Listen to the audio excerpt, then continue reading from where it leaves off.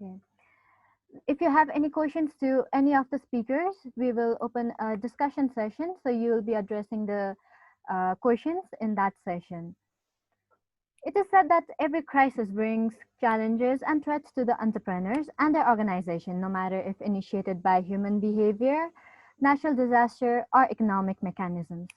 As COVID-19 continues its disruption, and the current situation is deeply unsettling, entrepreneurs are facing many obstacles, including ensuring their businesses. Similar to the aspects of private and public life moving online, the entrepreneurs had to start moving their businesses online too. However, not everything could be solved conveniently. Some entrepreneurs had to close their businesses temporarily, whereas others had to impose precautions to run their activities to an reduced extent. They also needed to find innovative solutions in all aspects of entrepreneurial endeavor and consequences of the pandemic as it has challenged traditional decision-making process. It is found that the maximum calls to the consultant psychiatrist reporting economic hardship is highest from the entrepreneurs during lockdown. And almost all businesses, regardless the size, are not able to repay bank loans, interest, rent, or other taxes to the government. And if the situation continues, many entrepreneurs will be compelled to take their own life under financial pressure. As almost all the businesses are fighting to sustain today and will be compelled to completely shut down and take to streets if effective measures to support the business are not planned or taken seriously. Therefore, today we are here to highlight on the topic, the challenges and the way forward for the entrepreneurs during COVID-19. With this, I'd like to call our first speaker who is involved in policy making process, Ms. Yam Kumari Khatiwada, Secretary of the Ministry of Women, Children and Senior Citizens, also the former Secretary of the Ministry of Industry, Commerce and Supplies, for her insights on the topic. Ma'am.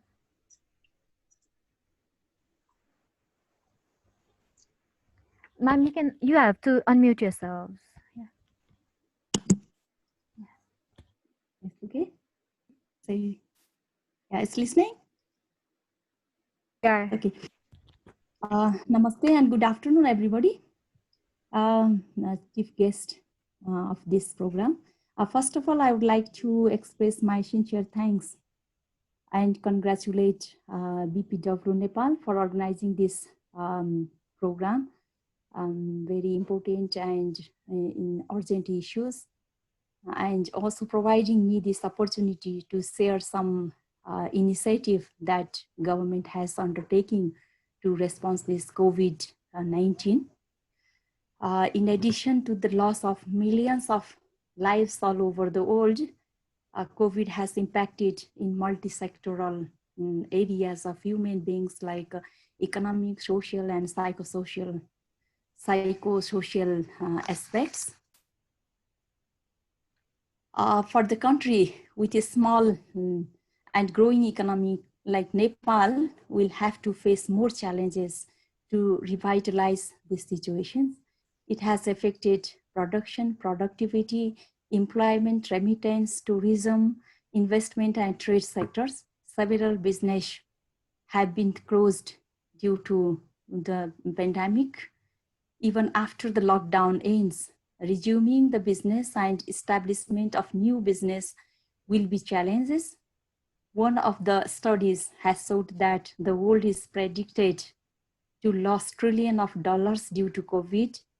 The total loss of Nepal's economy so far is estimated to be around $1,500 million. The most affected sectors are agriculture, forestry, entrepreneurs, industries and wholesale, retails and trade, real estate, and business activities and education sector.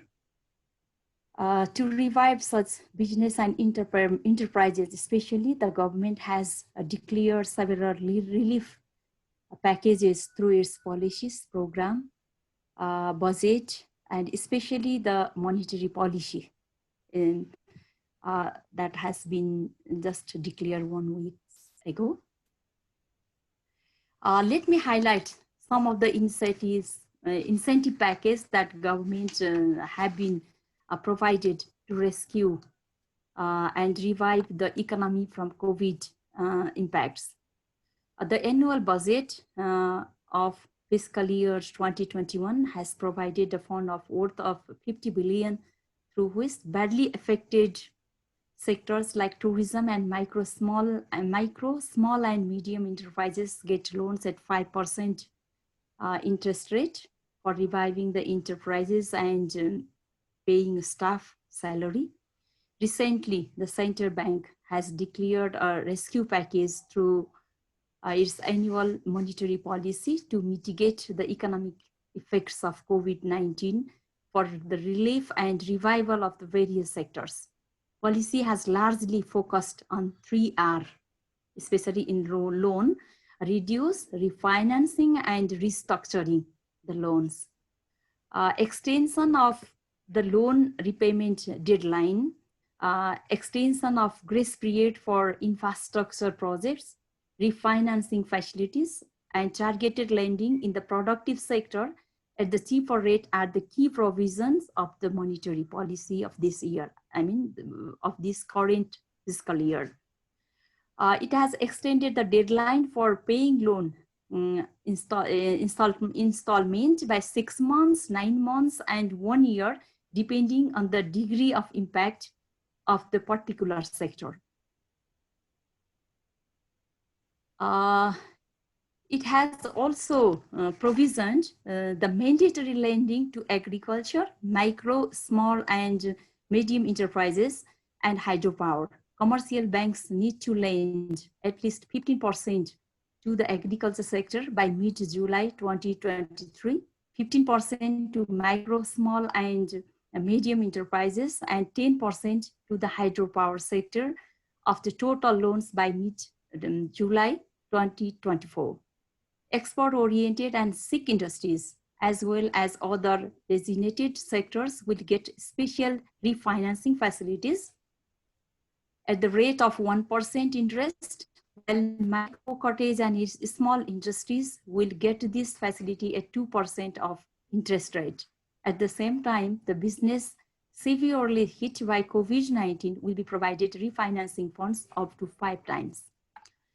Similarly, banks and financial institutions have been allowed to extend further loans to badly affected industries and business by 20% of the working capital maintained at the mid-April. For the affected construction works of many industries and projects, the policy has announced to increase the grace period for loan payment, for the loan repayments. For the hotel accommodative tourist, our grace period will be increased by 2 years for one time. And other most affected sectors will get a grace period extension of 1 year. Those facing medium impact will get an extension by 9 months, and a marginally affected project will get an extension of 6 months. Service sector industries like tourism and the aviation sector is badly hit by COVID. This setting getting back not only with business last down, but also felt back with tourism innovation. Being a point of end of lockdown, government is planning to reopen the airline, both domestic and international, and to reopen hotel and trekking business with specific code of conduct bandaged by specific SOP. Opening up the tourism sector is not only excel its gear towards economic way forward, but also show the way other economic and business contrary. As this is the beginning of fiscal year, I just want to highlight here is that this is our the budget and planning time. This fiscal year in COVID was started just before the fiscal year. So fortunately, as this is the beginning of the fiscal year, it is a right time to prepare and declare the budget and program of all level of government for COVID response. The sectoral ministries of the government, provincial government, and the local level government have prepared their own budget and programs for this fiscal year, focusing to mitigate the impact of COVID-19 in different sectors. There are other programs and ministries are focusing to mitigate this COVID impact, like President Women Empowerment Program, Prime Minister Employment Program, including other sectoral ministry have been focused to create employment for those who have lost their job inside the country and have been returned from home, from foreign employment due to the COVID. Let me share some of the initiatives that the ministry, that is our ministry, Ministry of Women, Children, and Senior Citizen is undertaking to respond to this COVID-19. Our ministry is basically, as most of the target group of group under the ministry, such as women, children, senior citizen, and differently able people, are under the protection cluster. So ministry is leading the protection cluster with co-leads and collaboration with provincial and local government, working for the prevention and cure of COVID. Information dissemination, assurance of the availability of essential goods or dignity kits like medicine, masks, sanitizer, including the regular supply of their necessary goods is in rehabilitation center, safe house, children home, senior citizen center is the first priority of the ministry. In addition to the economic impact, the psychosocial impact has become a serious issue during the lockdown caused by COVID. Domestic violence, gender violence, and especially suicide cases have been reported in this period. Similarly, the reproductive health of women have been also affected during the lockdown. Ministry is facilitating these issues in coordination with Ministry of Health, Ministry of Home Affairs, including other concerned ministry, co-leads, NGOs, and INGOs. During the lockdown, pregnant women with delivery complication and childbirth complication are very challenging to take them hospital or birthing center on time. Moreover, the pregnant women in remote areas without road and air connectivity is more critical. During the lockdown period, government prepared the dedicated ambulance facilities to them to take them hospital or birthing center. Similarly, from the remote areas, we rescued 23 pregnant women to hospital from remote area where there is no access of road and air connectivity by airlift for their safe delivery. Similarly, 133 children were rescued and sent to children's home and their own home during this period.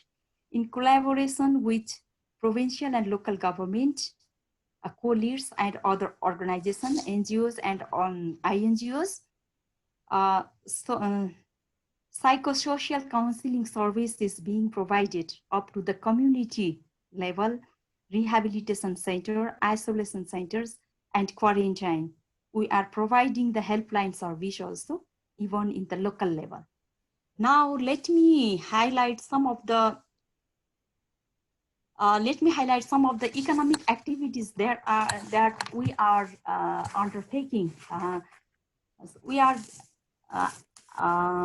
planning to reduce this gender violence by the economic empowerment of women. So for that, the Ministry of Women, Children, and Senior Citizen had initiated some of the economic activities to the women in the local level. So ministry in collaboration and partnership with local level government undertaking the livelihood program for women who is more focused. The program will be more focused for returning migrants from abroad.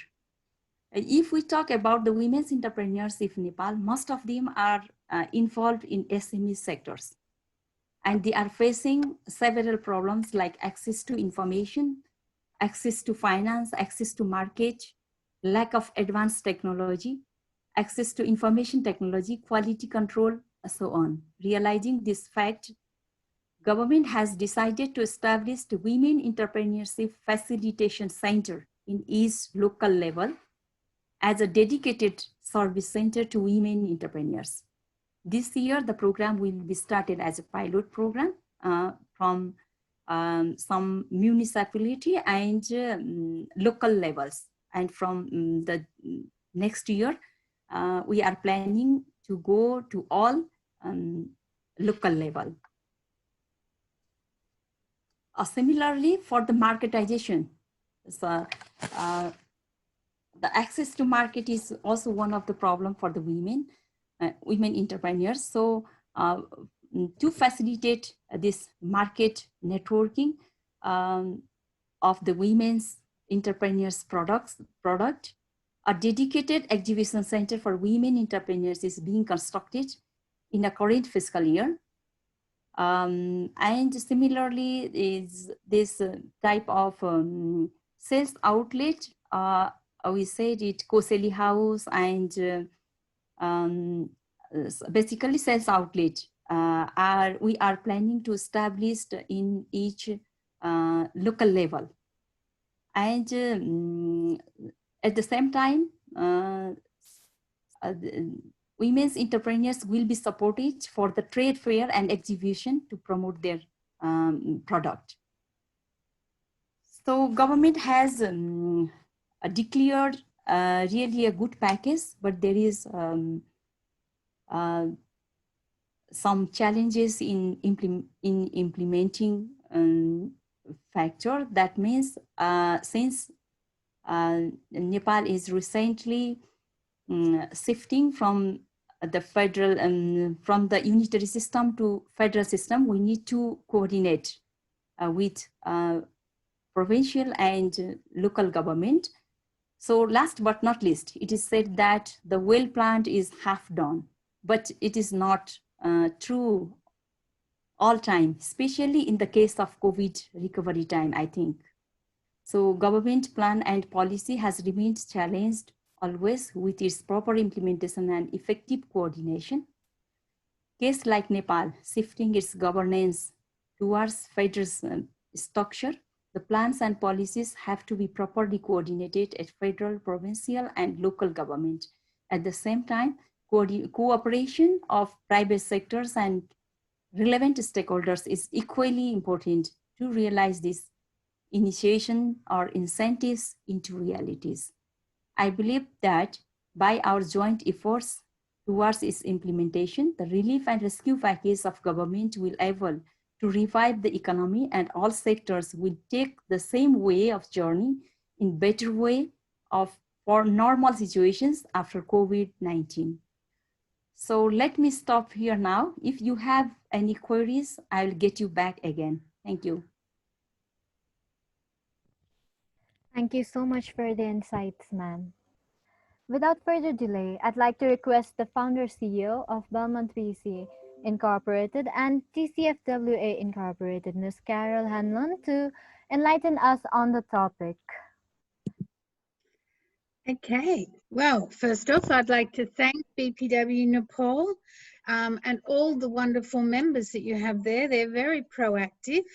And I had a great time when I visited Nepal, and I gave workshops there, and I was hosted by Ambika. And I think the BPW Nepal is a shining light in the BPW world of the things that they've achieved in the clubs, and I'm very impressed with everything. And many of the members that I'm in touch with in various events around the world. Okay, so here is the our presentation now. So you're turning the pages, I assume. So in preparing the challenges for a way forward, I thought I would share that everybody understood where I'm coming from, and that is that I was a designer of my own label for 20 years. So I had a factory, I created my ranges, I was a wholesaler and a retailer, and I exported. So I started my business in a garage with just one pair of scissors and one sewing machine, and I actually produced the product myself. So anyone who's listening here that is a one-person operation, grassroots, making by hand their own product, that's how I started my label. I ended up selling to many hundreds of boutiques across Australia and sold overseas, and it was through passion, determination, and a lot of hard work to survive in an industry that is creative and is hands-on producing product. I have 100%, 150% empathy with everybody on this session tonight for the struggles that you go through and the pressures that are put against you right throughout your business life, especially when we're in a crisis like now. Now to moving on, for the last 26 years, I've been running not-for-profits. So I started the Belmont BEC 26 years ago, helping people in business across all spectres. And so over 28,000 have I helped through the Belmont BEC over these years, and 17,000 have been women. So I have a pretty good idea of what the problems with women face in business. And in COVID-19, women are carrying the burden across all sectors. But you all know that, so I won't go into a lot of that detail. But because my background is in the rag trade, I started another not-for-profit 22 years ago, and that's the TCF Resource Centre. TCF stands for Textile, Clothing and Footwear. But so it helps all creative businesses, and that grew to Australia and global. And also the Fashion Incubator Network, etc., etc. So that has helped probably 5,000-6,000 designers or creatives here in Australia and around the world since that one's been going. I also have been involved with BPW, and I'm the current state president of Western Australia of BPW. And I'm pretty passionately attached to BPW because it's one of the few women's organisations that is on advisory status to the United Nations. And I have presented 6 forums at New York on economic empowerment of women during the CSW NGO forums. And I think Ambiga is a great role model for everyone that's on this session to get in her ear of how she survived in an outstanding business in Nepal with what she's achieved as a role model. But BPW is very involved with the UN, and I think that the Sustainable Development Goals, there's 17 of them, is one of the things that you need to look at as particular opportunities for your all people in Nepal in business, because these are the things that other countries of the world have signed up to, or member states of the UN have signed up to, and they are looking for product or services that meet these needs of these 17 goals. So this is an opportunity. They've all meant to meet these goals in the next 10 years. COVID's going to put a problem in that. But this is the topics that gives you research into what your potential customers, new target markets or current customers are looking for across these sectors. Now, the focus of the Sustainable Development Goals is one, to be looking, and the world is looking to create circular economies. A circular economy is where the raw materials go back into recreating more more product and more raw materials. And for those that are on listening that have grandmothers, or maybe they went through the Second World War or the Great Depression, the crux of reuse, make it, make do, mend, if we can move to our next slide, reusing in all what we do, this was what happened in the 40s. Women who grew up with grandmothers that were in the 20s that went through the recession naturally were doing this. This has now become a fashion trend. This is now being adopted by the rest of the world, who is rediscovering, recycle, reuse, upcycle, all the different words that you want to use, of how to be thrifty. Now, this is actually a trend. So you need to look around of how you can use this in your products, your services, to appeal to the markets outside of Nepal, because you need to be looking at exporting or selling outside of your own country in order to bring fresh money in to become potential exporters. So this is now a trend. But also what is a trend is sustainable sourcing. Now, sustainability includes not only the environment, but the ethical, social justice, fair trade, and economic fairness. So the world, businesses throughout the world are now asking everyone that they're buying from for their accreditation or certification of their wages, of their who are they having, are their staff looked after, are they, and that's the women empowerment principles is a good example to sign up to that. And I'm sure BPW Nepal can run a session on that as well. So this is what is important. Now, with the BPW Business Incubator Online, which is something that I started 8 years ago, we have probably 60 or 70 topics, and everyone on this session is going to get access to 2 free webinars, which I will give you the topics at the end of this session. And these are online, and you can request these from your host in writing, and they will get in touch with me and we'll give you the details of those. But to give you some insights into women in business, the first thing is you are not alone.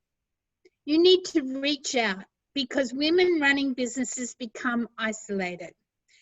Women running businesses, no matter where they are in the world, become time poor. They're time poor for lots and lots of reasons. They're not only running their own business, they're managing their home, their family responsibilities. If their partner's got a business, their partner as well, they have so little time to get new business skills and networks. And one of the other things is you don't know what you don't know.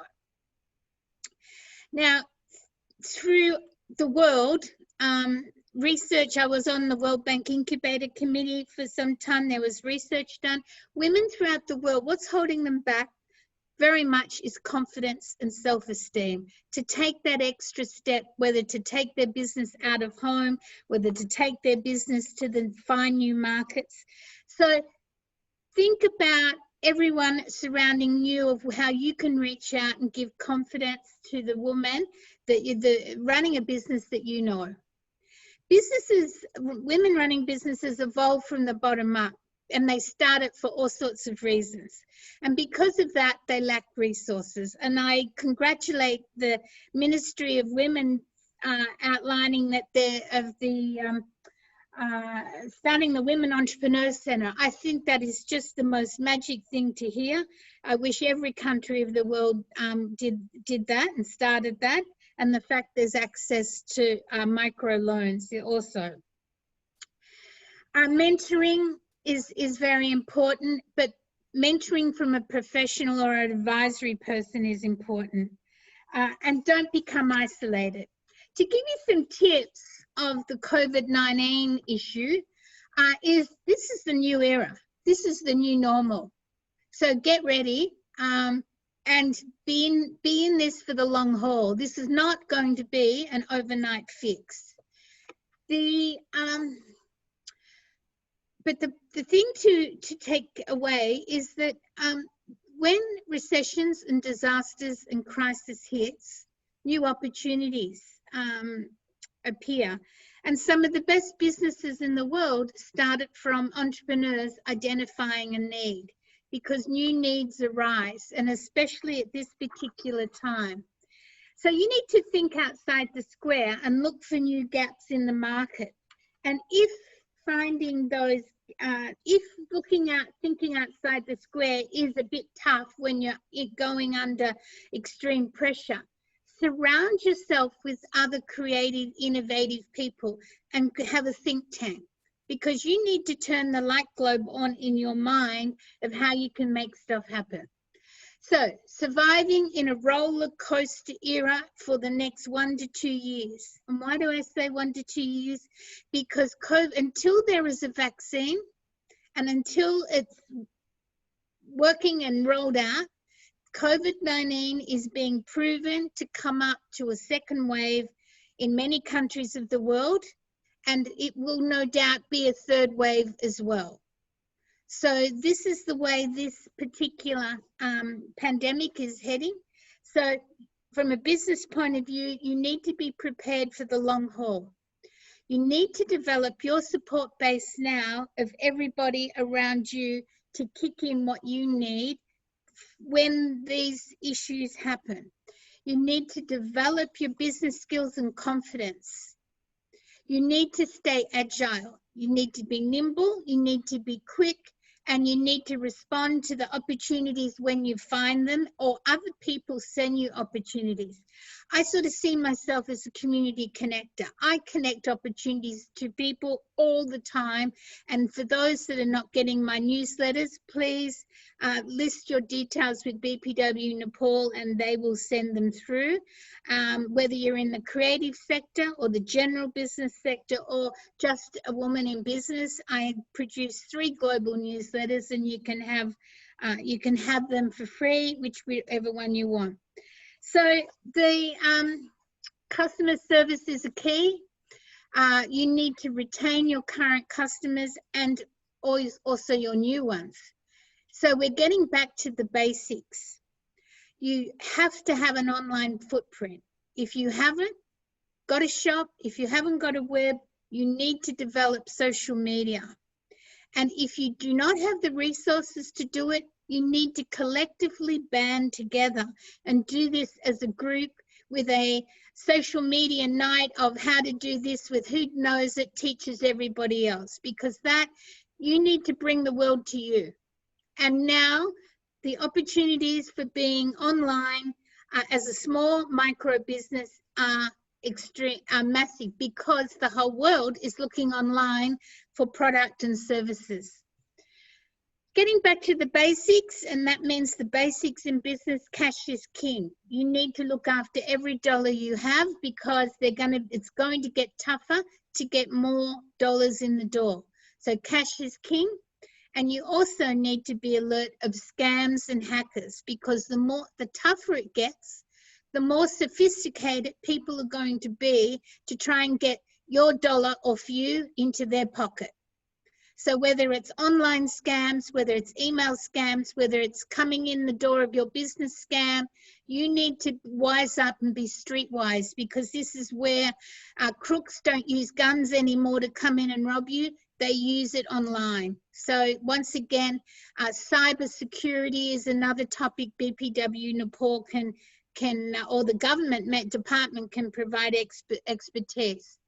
Form alliances with who's in your supply chain. When cash is tough, look at who's in your supply chain and who you need, and think about the barter system. The barter system is you've got what they want and they want what you've got, which means that you can quite often work out very good credit arrangements. If you've got a buyer and they've got the raw materials and you've got the product or the concept, you can join together as a little hub or a cooperative to make sales happen. I would put on a photo shoot in a giant magazines that went around the world. So the hairdresser, the photographer, the models, everybody worked together as a team, and we all ended up with a very professional product, and no one paid $1.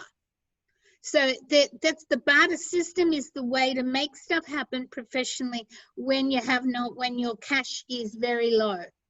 Pivot your business. Look at all the businesses that are now turned into making masks, hand sanitizer, etc. But you must test, monitor, and adapt. Quality, accredited, sustainable products and services is what will survive for the future. The world's after product with a story to tell, and Nepal has a fantastic story to tell.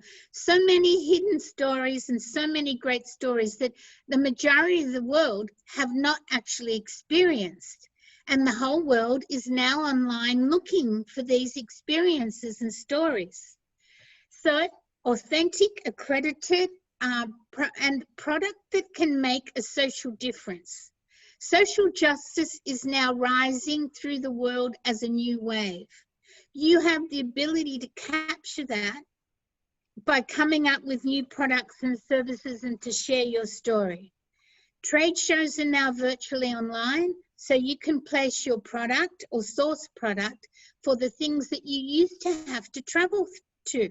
So this is now a great opportunity. Put your product on other global portals, Etsy, Amazon, SheTrades. Look at how you can connect with the world, but you must be creative and you must be innovative. These opportunities are here and now. So moving to the next slide, this was actually make it into art. When the women's marches went through Washington in 2017, the power of art. Nepal is an extremely creative country. You have so many resources there and close in your network. Look at how you can turn your stories and your products into art to make a difference. But I'm not sure if I'm running over time, give me a hoy.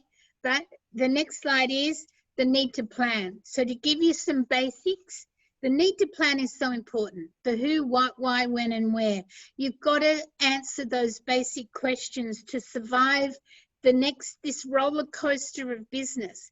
But when you're in micro, small business, especially if you're in design, it's always a roller coaster. You are only as good as your last range. So first thing to do is do a SWOT analysis. Do a SWOT on where you are now, what you think your strengths are, what are your weaknesses, what are the opportunities, and what are the threats.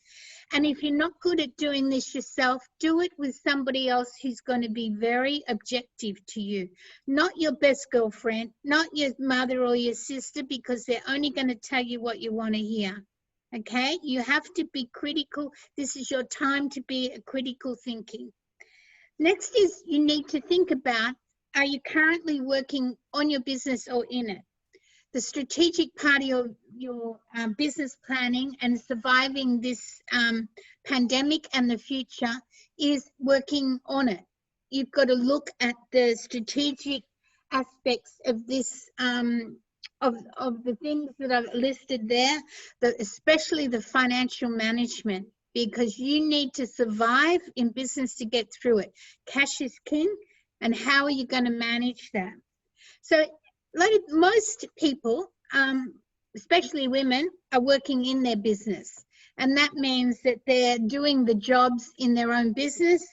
If we can go to the next slide. If you're working in the business, that means you're doing the jobs in the business. And time runs away. You're not costing your time properly of how many hours you're putting into creating or the service or delivering the service or making the product. And the emotion kicks in between working on it and in it. And where I've got drawn there, the highs and lows of a business, that's actually that wavy line is going to be the life of COVID-19 in your business. There will be flare-ups. If you're in tourism, the planes will be stopped again. People will come, people won't come.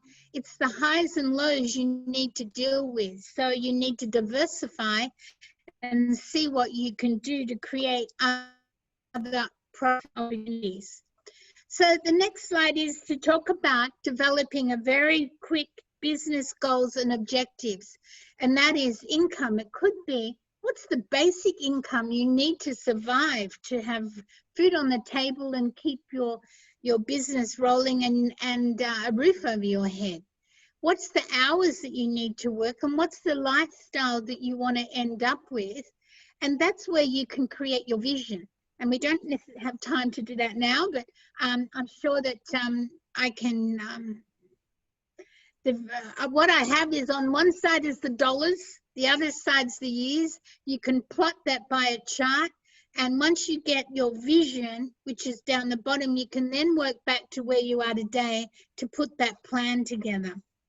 So, and following up is, very quickly, 4 Ps or 7 Ps. Product, price, place, promotion, people, process, physical evidence. Next slide. Capacity to grow and survive. You need to think about all these things when you do your research. To survive and to grow is to go back to the basics. You need to relook and tick the boxes on your current systems and processes. And then our final slide here is all of these topics. You can pick whichever topic you want, and everybody on this session tonight, I will give BPW Nepal 2 members, or the people that have joined in, 2 free webinars that you can listen to 24/7 at a time that suits you. And thank you very much, and sorry for going over time. There's my details. Thank you.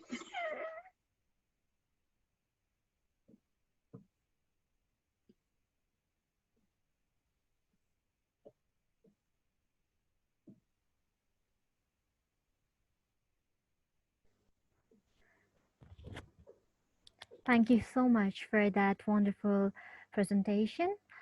Now, I'd like to I have a question for both the speakers. As we all know, there are many startup initiated. As Carol said, there were, how to survive, the ways to survive. We also want to know, how can we initiate a startup during pandemic? Because as we all know, there are many startup initiated during pandemic. So do you think pandemic can be taken as a good opportunity to start business? And if so, how can we initiate a startup dealing with the pandemic situation? Giving both of you some minutes to put your answers together. I'd like to start the discussion session, starting with Ms. Anjana Tamrakar, General Manager of the National Productivity and Economic Development Center, also the Executive Member of Federation of Business and Professional Women Nepal. Ma'am. Thank you. Thank you. Good evening, everyone. Can you hear me? Yes, we can hear you. Namaste and good evening, everyone. Thank you so much for giving me the opportunity to talk with, give my some opinion in this August gathering. It's a big forum for me, and I would like to say namaste to my respected Ambika Didi and Madam Yam Kumari Madam, and all from the different parts of the country. Greeting from Nepal and good evening. So I would just like to share some my experiences in the productivity organization. Actually, I'm also a woman entrepreneur. I'm running my own business in paper craft, Nepali handmade paper, and I started in a very low scale. But now I'm working as a general manager of the productivity organization. This organization, our madam, Yam Kumari Madam, just she left as a director from Nepal, because she used to be our I'm the NPO head, Nepal productivity organization head, whereas the Yam Kumari Madam, our secretary of Ministry of Industry before, just 2 months before, I think 2-3 months before, she used to looking after all the APO. And actually, when I heard from the Miss Carol and from Madam Yam Kumari Madam, because we have got lots and lots of facilities now for the small and scale industries, and we get a lot of facilities in the monetary policy as well, which he has already mentioned there.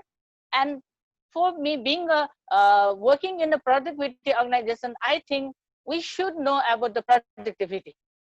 When you are running a business, if you are not known of, you don't know anything about the productivity, then you can't go in the profit. So everywhere in every life, we must know about the productivity. As I will just start with a quote: don't be busy, be productive.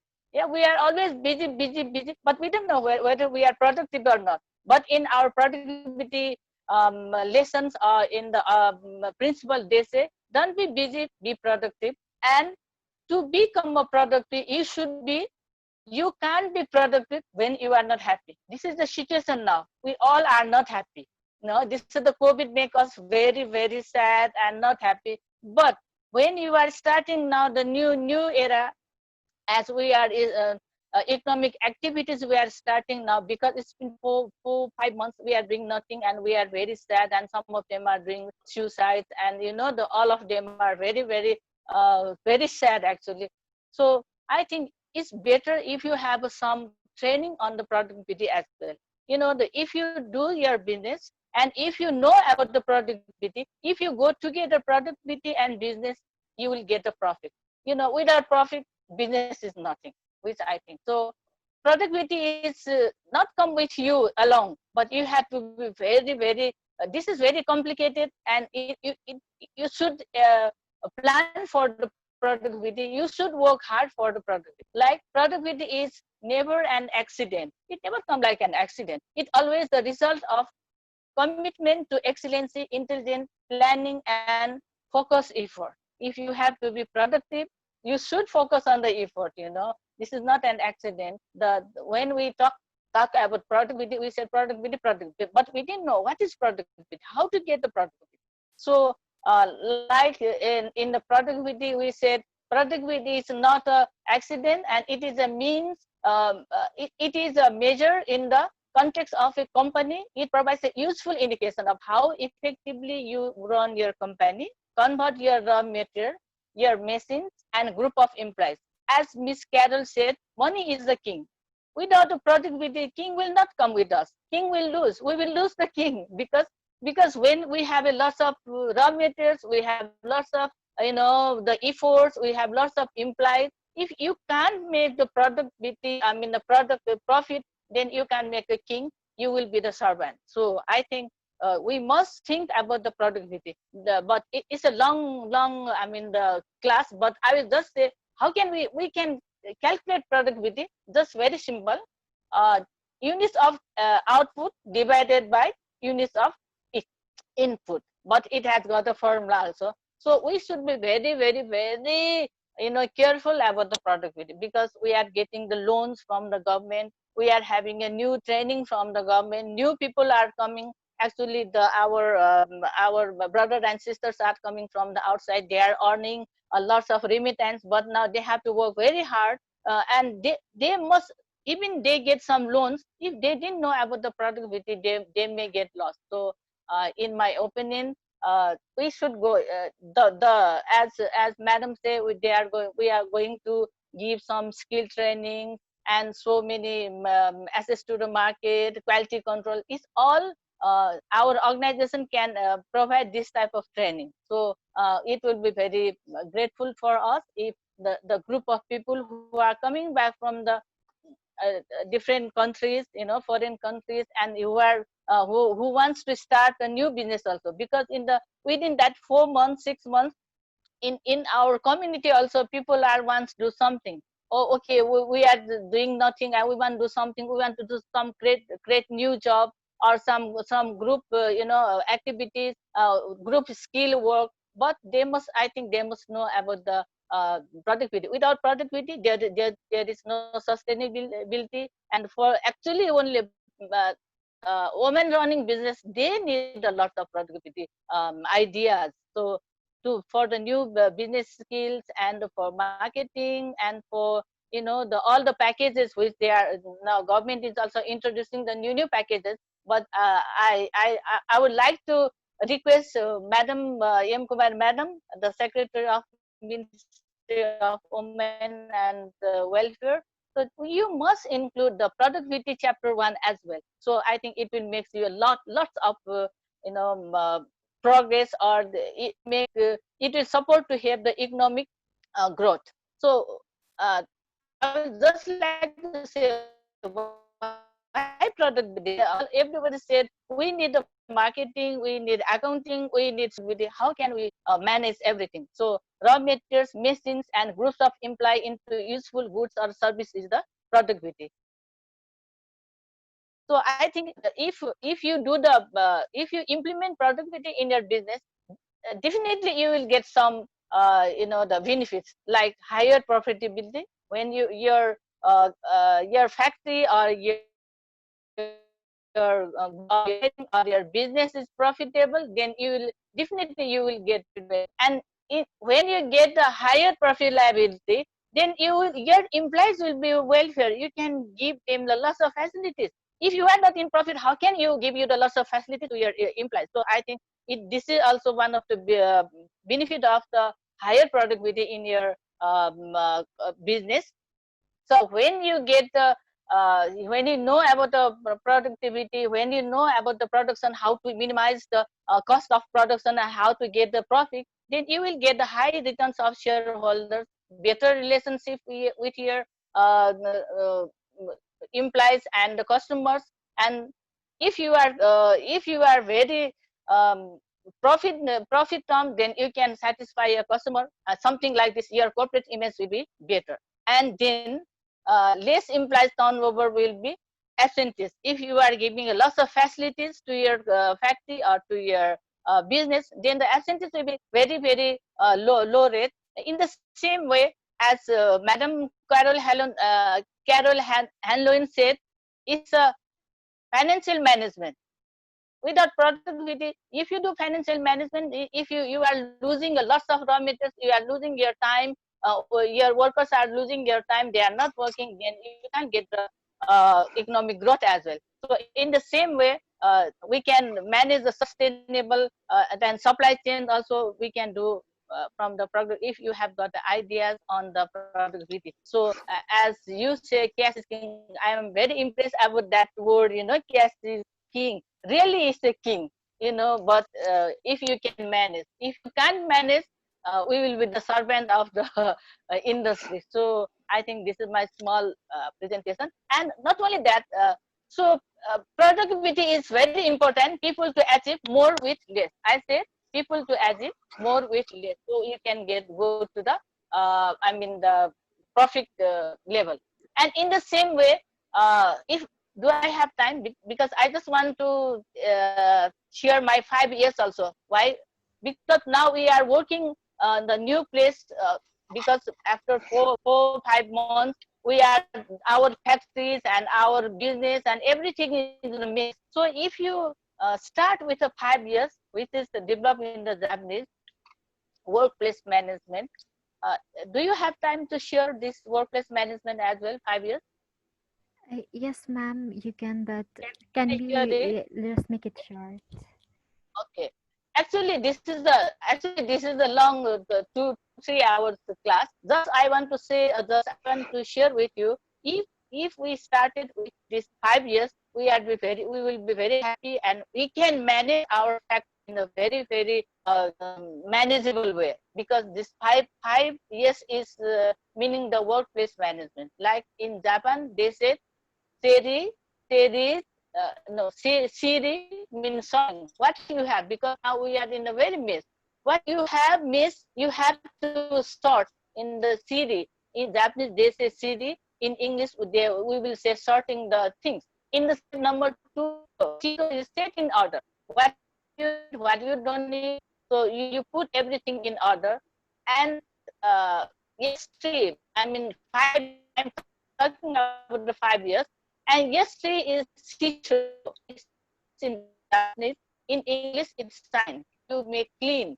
You make clean your factories, clean your place, clean your house, whatever it is. So make it sign, like hotel and the restaurant, and even they make all the time signing, and they put everything in the place. So this is CISO. In the same way, CISO is standardized. How you can standardize, and the 5 is CITUSCAE, sustain. I mean self-sustain and self-discipline. Like SERI, we talk about the not need. Number 1, you put it out, not need at all. Which things you don't need, you just throw it out. And need but not now. Like our blanket, now we don't need the blanket. We can keep this in the kitchen. We can keep in the some cupboard or something like this. But we don't need it, so we don't keep it in our things like this in the factory. Also, what products you don't need, what material you don't need, you keep in the place. And in the same thing is need but not here. I mean, because we used to put everything in the factories, especially in the small and cottage, small industry, they need everything and they don't need everything as well. Like, we have a grocery and we can't put in the bedroom, like this. This is just a small example. And in the same way, need but not here. Need but not much, as much as you quantity. Like milk, we need 2, 3, 5 packets in the early in the morning, but we don't need 6 or 10 for the month. So this type of thing we can make in your factory. In the same way, you have to throw it at obsolete, defective, scraps.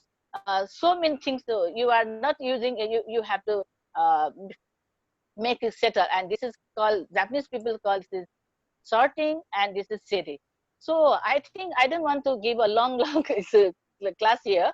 And like the seto is a set in order, keep everything in the order, just to save your time, just to because we have a lots of things. People are confusing who is taking which instrument. So you just talk on the board and list their name. In the same way, CISO is the cleaning workplace or the machine. We must cleaning with meaning, not only just cleaning. We must clean your company or your machine or your office. Cleaning with the meaning, and cleaning is inspection. Not only clean, you have to inspect. The workers, they just clean it. They didn't know. Even sometimes our tools has been missed on. They say, oh, okay, I'm just cleaning and I drop out something. So while you're doing cleaning, you must inspection as well. So this is the third one. And fourth is the CKSO, which means a standardize your color, your background, your floor, and all the the exit coding. Sometime in your factory you have to write it down, exit place, go from left or right, something like this.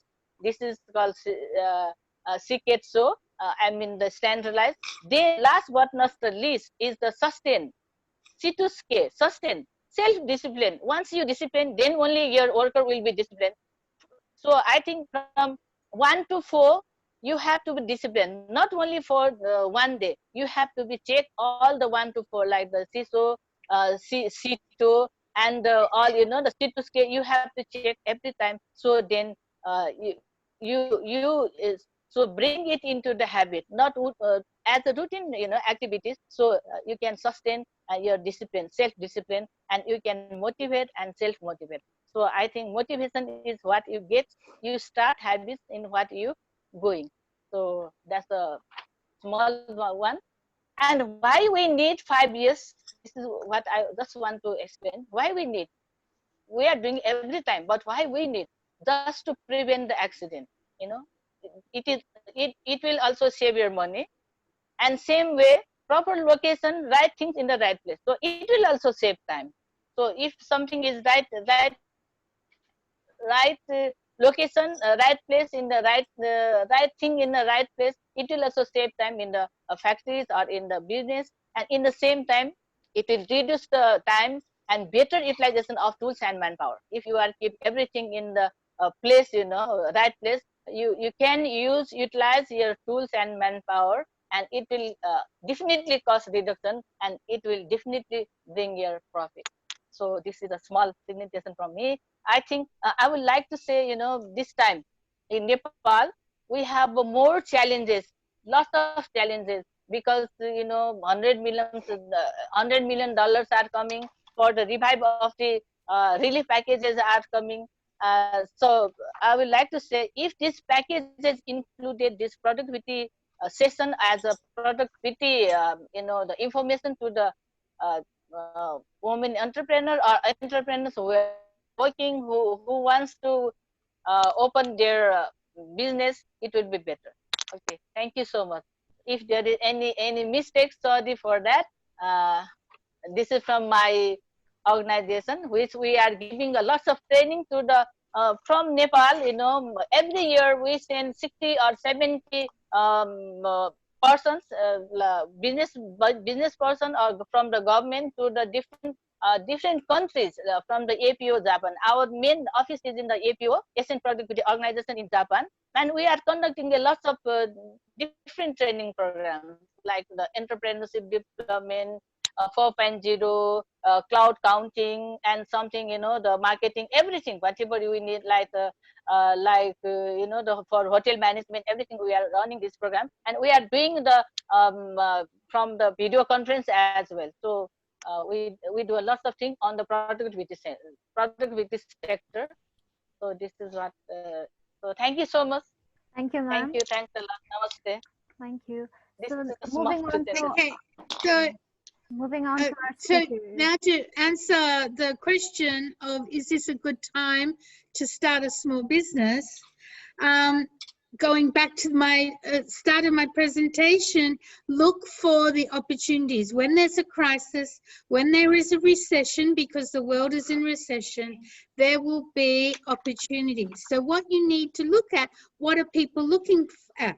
What you have is the whole world, well, not the whole world, but a large amount, people are stuck in their houses watching things online.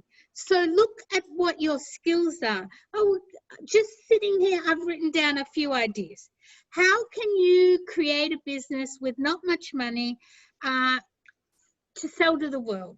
I would like to encourage the Women Entrepreneurs Centre to set up a portal. I discussed this when I was in Nepal 6 years ago, I think, setting up an online portal so that the local women can sell their products or services through one portal that handles the cash facilities or the credit card facilities and the packing and distribution side of it, because it's expensive for everyone to do it.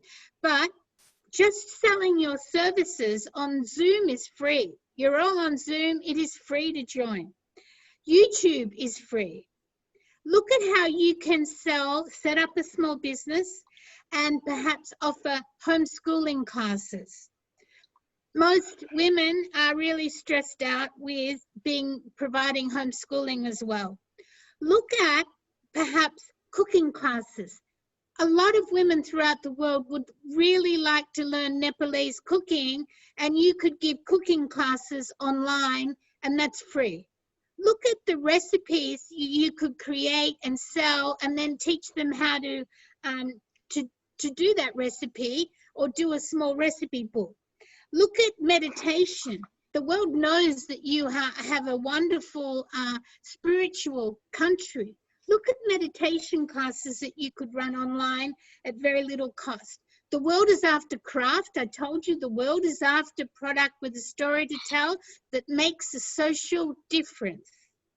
So look at the stories that you can look at the crafts you can make, and show people how to do that online.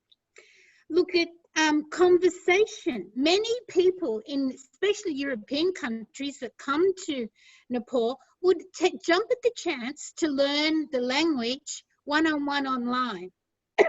So you could be talking, because conversation language isn't like going to university. You could teach that online. So handmade cards, look at the things you can do. And of course, cleaning businesses that are COVID cleaning are seriously in demand in your country. So be an accredited cleaner. So that's just a few tips. Thank you so much. Yam, ma'am, would you like to add something to this?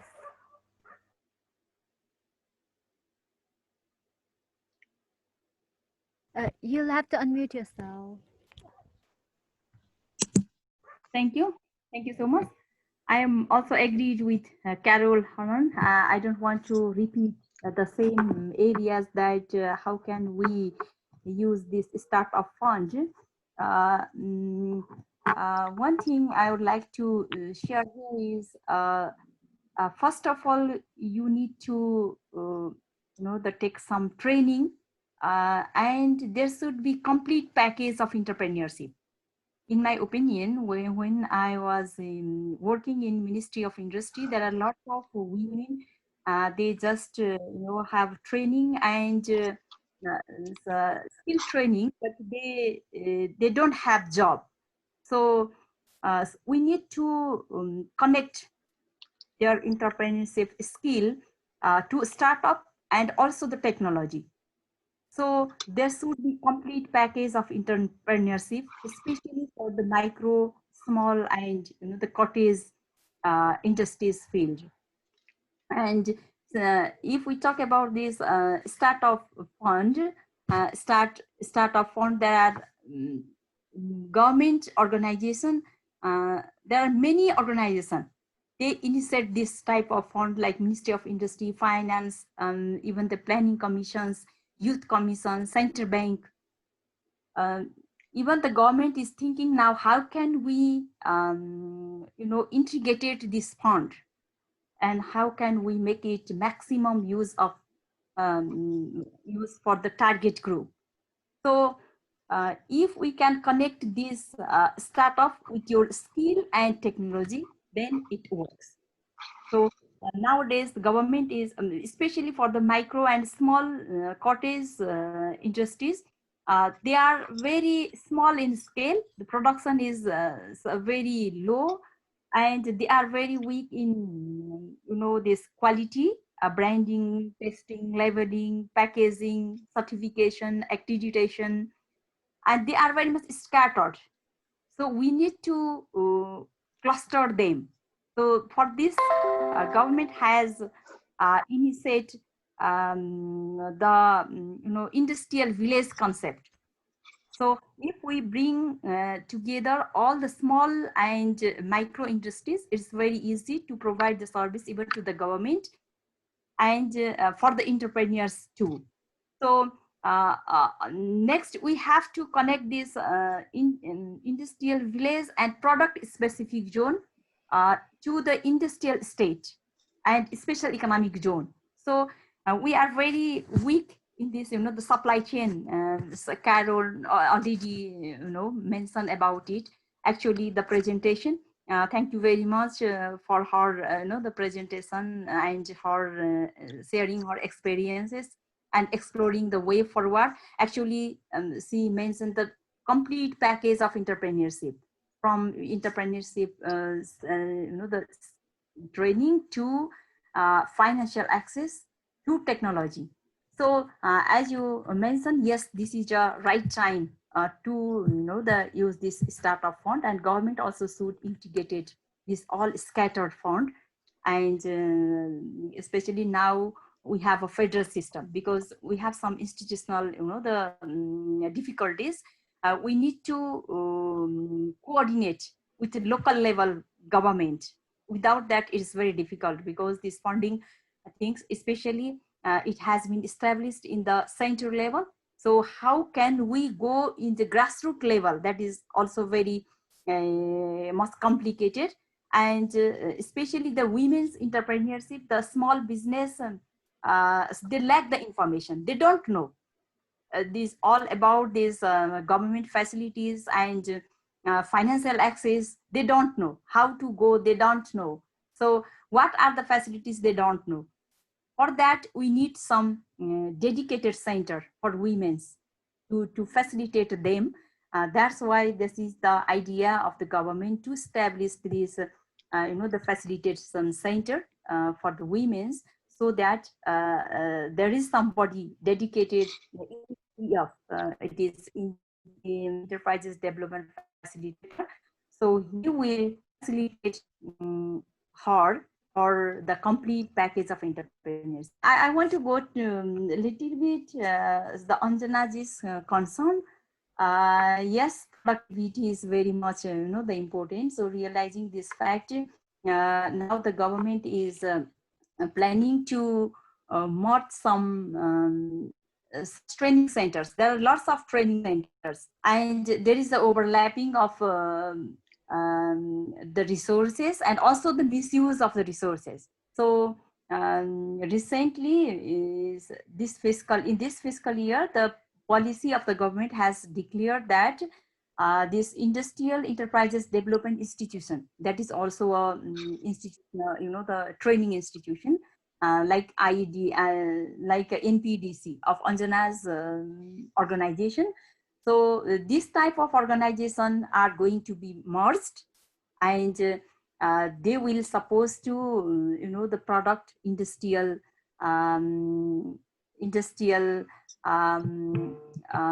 resources. I mean industrial, how can I say, industrial training as well as the vocational training. So I believe that so from this fiscal year, these two organizations will be merged, and the function and the role of NPDC will be more effective. Thank you. Thank you, ma'am. Now, I'd like to open the floor for the attendees. If you have any questions, comments, or discussion. Yes, we have the Vice President of International Federation of Business and Professional Women, Susan, with us today. Please. Thank you for joining us.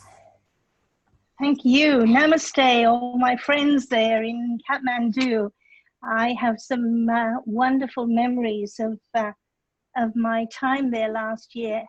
Ambika, my friend, lovely to see you online. I'm delighted to see so many names there that I can put a face to. My question is to the Secretary of the Ministry of Women. I read a little bit about what the Women Entrepreneurs Association of Nepal are doing. BPW is very big into advocacy, and I'm thinking what BPW Nepal can do from an advocacy point of view to allow women to take the opportunity of this terrible pandemic. Secretary Yam, I read that that there was an attempt to urge the government to make it mandatory to women to buy local products from women entrepreneurs. Has that eventuated, or was that just something that I read that was wishful thinking? I also read that they were urging the government to reduce or waive all interest on business loans for women entrepreneurs in small businesses. I'd just be interested to hear from you if that in fact has eventuated.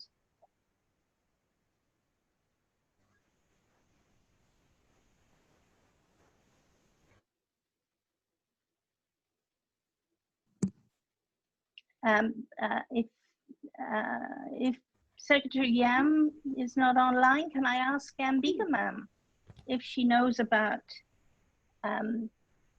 the urging of government to be involved in these schemes? Yeah, ma'am, would you like to answer? Thank you so much for your queries. Oh, that's it. Yes, okay. Yes, we can hear you. Yes. As government is very much interested to work with private sector, this BPW, and also we have a Women's Entrepreneurship Association, a Federation of Women's Entrepreneurship. We are working together. And regarding this local product, actually this is very important issues. And in this year's policy, government has mentioned it very clearly that the local product will be, encouraged to consume in every public offices. But it's not only now. And it's many times we have mentioned it in the policy and program, but really in reality it's very difficult. But from this year we have little bit amended our procurement regulation. So it has to be indicated in the procurement regulation. So there is certain amount of money that we can buy directly. If that is that means we don't need to go for the bidding process for the domestic product, especially there is a long list of the product. We have one guidelines to the Ministry of Industry have prepared one guideline to procure this local product. And even in the regulation, it has been mentioned that if it is a local person, local product, we don't have to go for the bidding process. And what the problem is, we should go together. There are some, the private sector umbrella organization, even in the local level. So if the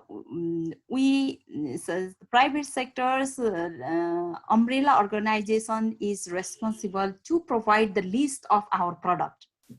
So there is one, there is a complete mechanism, even in the center level and in the local level. So especially from this year's budget and program, we have mentioned that mandatory use of local product if it is available. It said that if it is available, sometimes maybe this product cannot be available in adequate, the numbers and the size.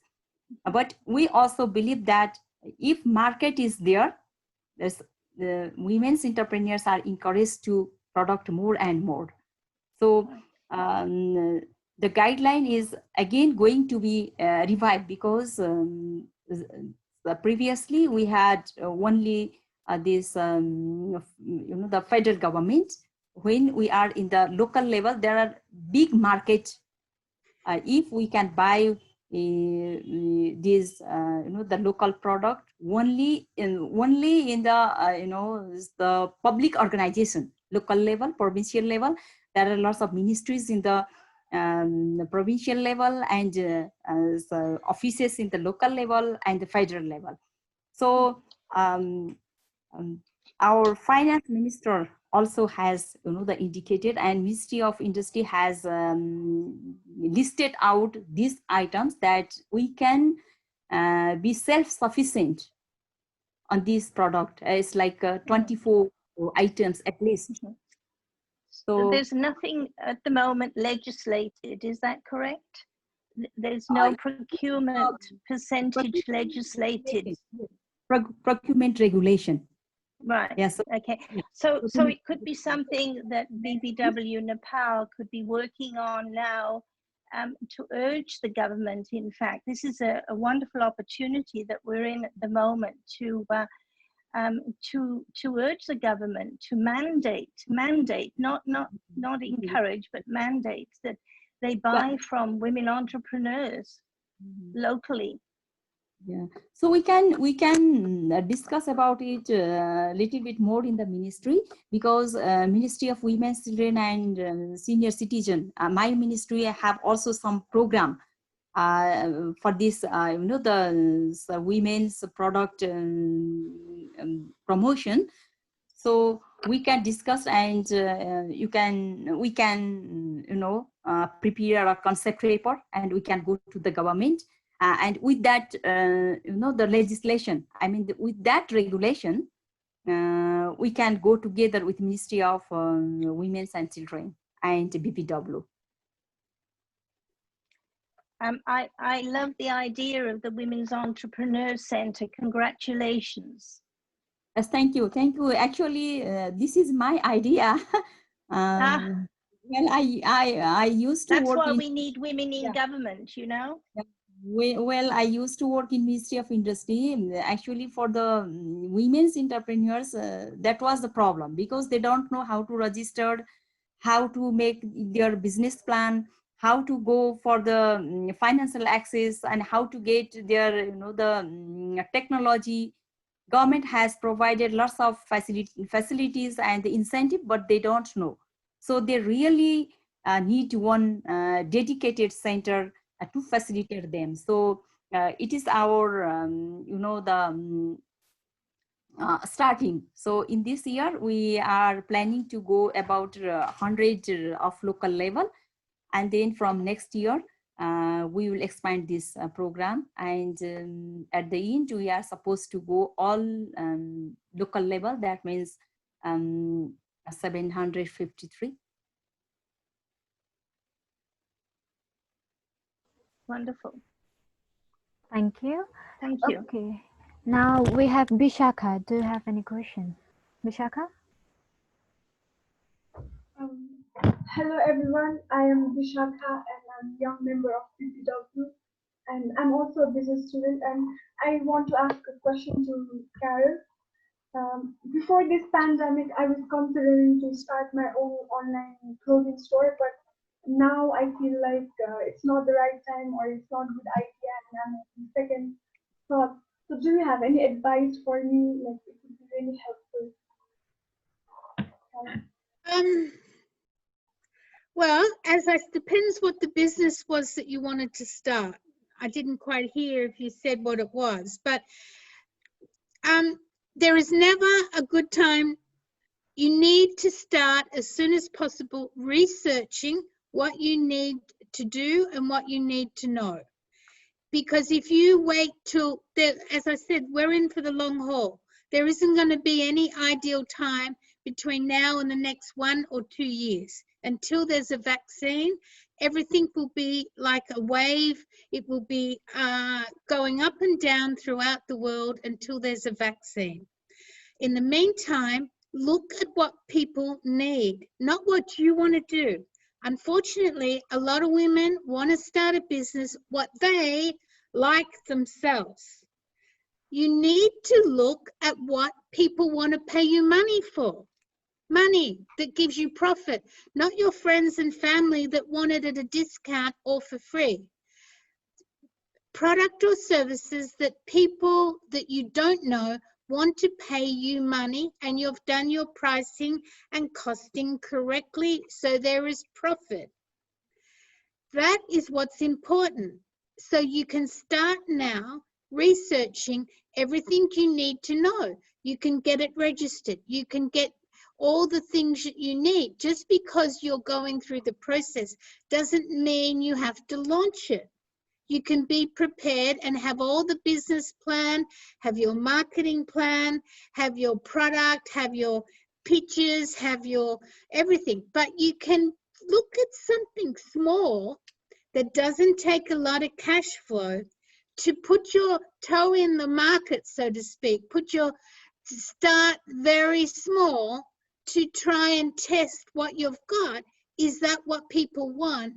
But do not overextend purchasing raw materials, purchasing product, thinking you're going to sell it. The next thing you need to be aware of, and I've had it written in my notes and I forgot, be very wary selling online to people who want to order a lot of product because they're scammy. Also be very wary of selling to retailers because they're all going broke. So they will place orders off new businesses because they know you don't have good credit management experience to know whether they are solvent or not. Now, the whole world in retail is in recession, and retailers that are very famous are actually going into administration or have gone into administration. So you could supply everything you own to this business and you won't get paid. That's how risky it is in business at the moment. So being very wary to only supply people that have paid in advance for what you want to do. The thing is, be wary of chargebacks. And I'm sure the Ministry for Women can run a course understanding getting paid online and what does chargebacks mean, because 50% of online sales end up in chargebacks. Okay, so that's, you need to be streetwise, not to supply 50 of something to somewhere in Siberia or Nigeria because you've never dealt with them before.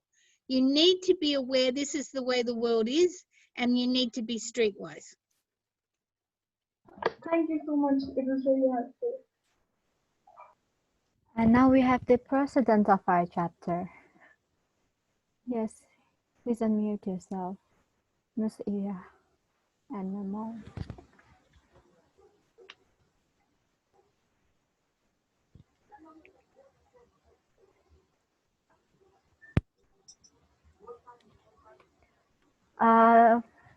Do you have any other question to anyone?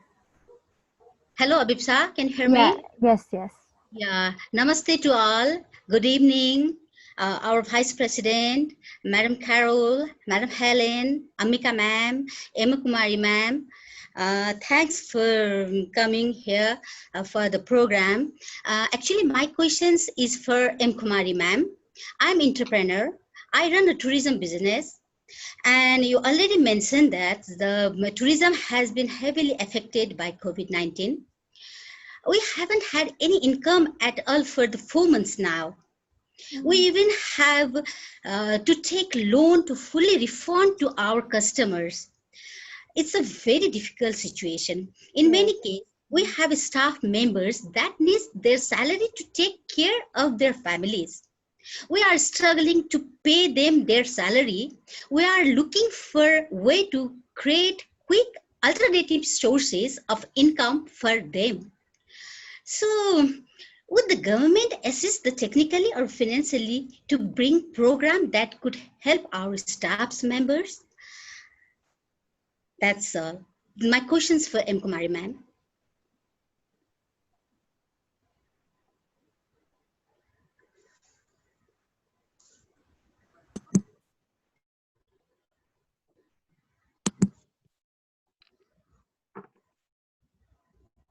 Thank you. Yes, this tourism and aviation sector is really hit by this COVID-19.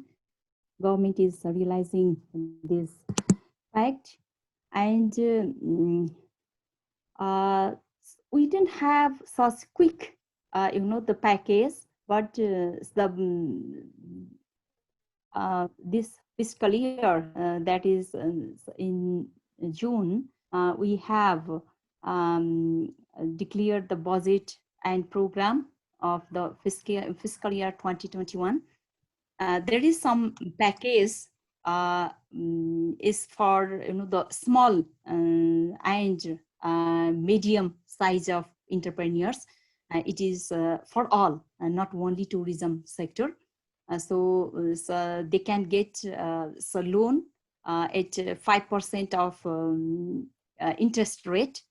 This is actually to revive their the business, and also to pay the salary for the staffs. And so more than that, the monetary policy that declared last week, you can see that there are lots of incentives. It's not only tourism, but most of the facilities are for the tourism sector. So now our challenge is to reopen this tourism sector. So government is preparing for that. As soon as we are able to reopen this sector, then it will the reactivate at least there will be some activities. And even though the lockdown, we all know that it is really, it's not like that, like other, the pandemic. This is something different, COVID. So we also have to be careful. We ourselves have to be, the safe. And it's not so easy to open this sector. But but the government is preparing to reopen this, and we are now making code of conduct with the strict, the following the strict, the code of conduct of the government.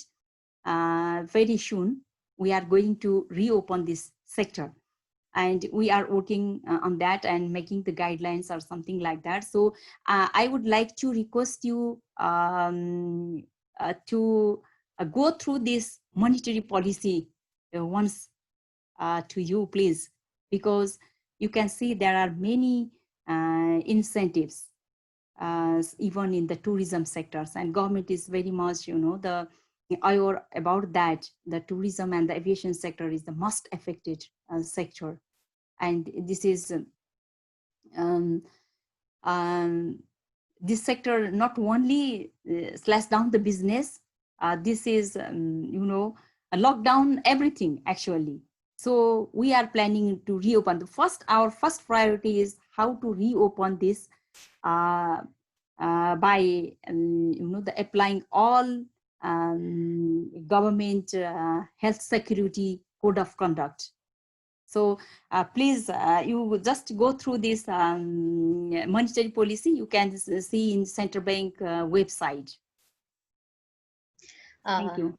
Yeah, thank you, ma'am. So we'll contact you. Yes. So, yeah. Thank you. Thank you, Abhiksha. So I just wanted to add, in our first webinar, we had Ms. Helen who talked about the policies of New Zealand. So is there any suggestion you'd like to make here? Or would you like to say something about the policies of New Zealand on, business tourism sector? Then we'll come to Nilima Riju after that. And I think Meena ma'am after Nilima Riju. Thank you. Namaste to you all, and thank you.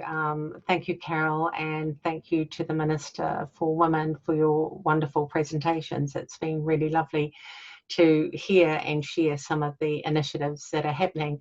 I'd just like to pick up on what our first Vice President, Susan Jones, said, but the challenge that we have in New Zealand, and we've just been negotiating, instead of with our Ministry for Women, but with our Ministry of Foreign Affairs, is on Tuesday we talked about procurement and making sure that there was a gender lens over it for our female women so that they had access to trade negotiations, not only internally but externally. So we're really well underway. We actually ended the day on Tuesday with a framework that we will be presenting to our government just to ensure that women have access to the same issues that men do when it comes to the procurement train. The other thing that I'd like to say is through COVID, what we've done is we've started, and it's picking up on what Carol Hanlon said, is that we're finding that we faced, and it was many women in New Zealand that started a Facebook page called New Zealand Made. We're finding that we've gone online, we've had and supported a lot of women in business, and we're actually buying internally and supporting our own women in business. And the reason why we're doing that is that we're finding that we cannot buy internationally because they are just not, those products are just not able to be landed in New Zealand. So what we're doing is being a little bit innovative and pivoting so that we support the women in our own country.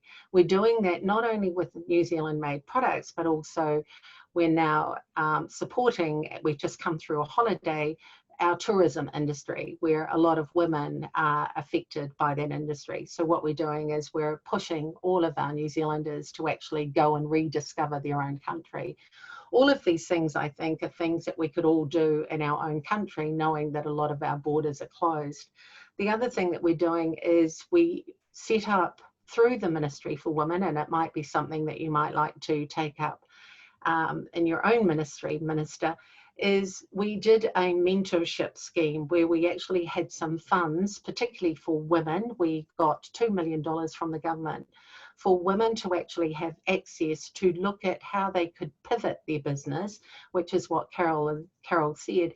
How can they change what they're doing to be more relevant and actually find a market? Because the biggest issue that we had in New Zealand was cash flow, making sure that our women had enough money to continue and stay in business. And if they had to redeploy or refocus their lives or their industries, that the money was there and that they had the support of business coaches. So that might be, and that was free funding from the government. So that might be something else that BPW Nepal could actually help and support to get funds to women in business. So those were just some of the initiatives that we've done here in New Zealand for our women entrepreneurs, just to make sure that they stay sustainable. We've also encouraged them, as Carol said, to make sure that they have an online, not presence, but actually to be able to take the orders and transfer and take the money in a safe way so that they know that they are actually getting their funds in their bank account before they actually dispatch the product to anyone. So those are just some tips in supporting what Carol was saying in her presentation. But certainly we have been very active in getting the government and helping our women entrepreneurs to make sure that they have access to a lot of the trade agreements that are happening in New Zealand and offshore. So thank you. But been lovely sharing the evening with you all. Thank you so much. Now we have Nilima. Okay. Hello, everyone. Nilima Bosnet, young BPW representative of BPW. Hi, Nilima. Hello. I think one of the great thing about this COVID is, for everyone to understand that how the sustainable development can affect the nation. I think right now, everyone has realized that every country needs to be, self-sufficient. And while considering the fashion, when we call, it's like the basic food is first, and second is fashion, we need clothes, right? So we know Helen is here, who represents the fashion, background, and to our respected, secretary who has worked with industry and also now working with women, we know that when it comes to fashion, women are the ones who own a lot of fashion, who not just, they use a lot of fashion products. So one of the things that in regard of Nepal, what we have seen is a lot of other countries, they don't have raw materials, but then they import. So for Nepal, having so much of raw materials, it is so hard for Nepal to actually turn it into a thread, because just to turn it into a thread, it has to go all the way to India.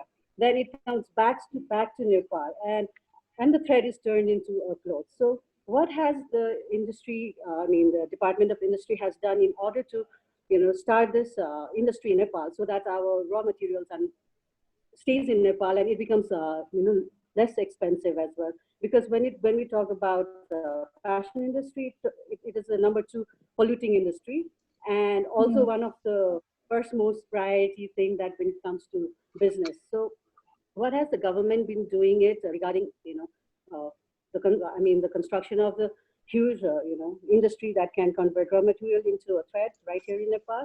And also to Helen, we talk about sustainability. How have you promoted the sustainability factor with your fashion, business? With the, you've been working with a lot of other countries. How have you been, promoting that factor? I would like to hear more about this. Thank you.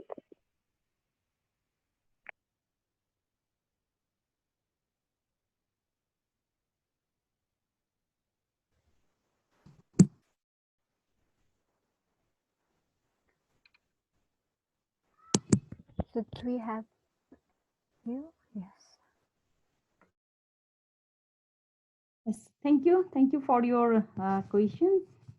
Actually, for this type of product, the government has the plan to, to establish this. I have already mentioned that the idea to establish the industrial village or product specific zone. So this could be a very useful for this. And if we if you come with that idea, you have to come from the local level, and the local level government will provide the land, and government is supposed to develop the infrastructure on that place, and also can support for the technology. So let's say the cosmetics things and the processing, as you say, the raw materials, it is sent to the India or some other third country without any processing. So government is very much concerned on that. So at least 1 or 2 level of the processing should be in Nepal. So now government has, especially in this GEMS sector, we have also banded this unprocessing, the raw how can I say, raw stone or something like that. Similarly, we have really encouraged to the develop such product specific zone, and government can provide even the land, and also can provide the infrastructure and the technology. If you have that type of idea, you can just come up with your the business plan to the Ministry of Industry, especially to the department, Ministry of the Department of Industry, so we can support you.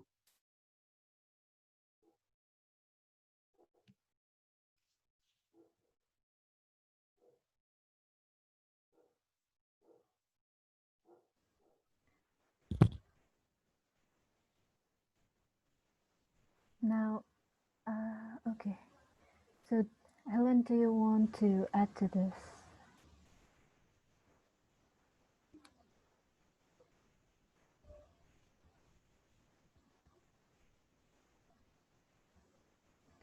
Nilima, are you here with us?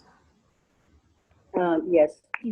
I think we need to plan on a proposal to go to the ministry now. So thank you so much.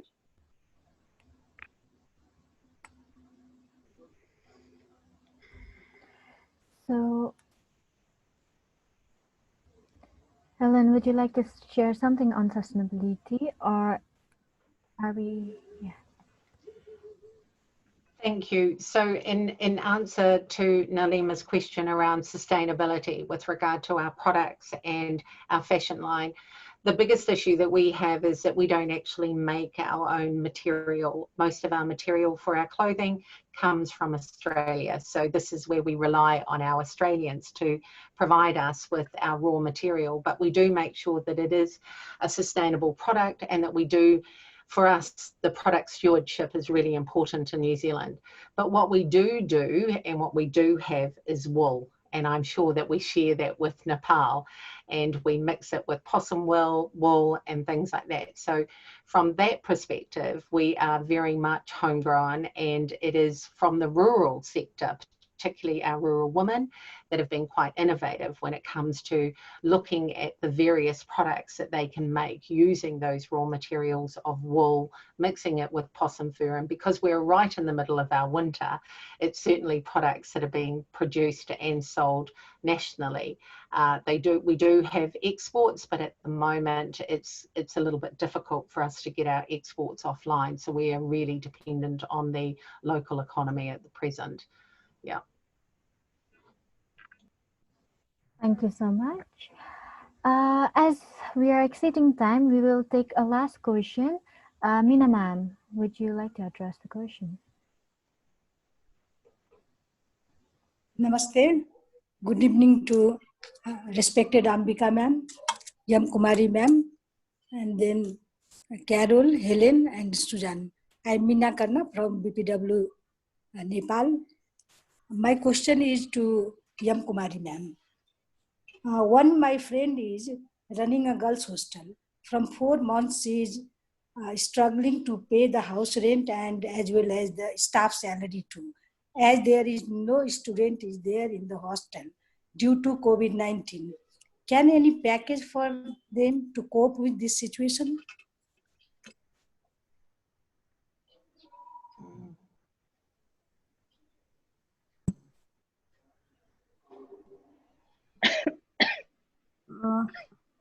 I'd like to be more clear, a little bit clear. You mean it's the package for the girls who are staying at hostel, or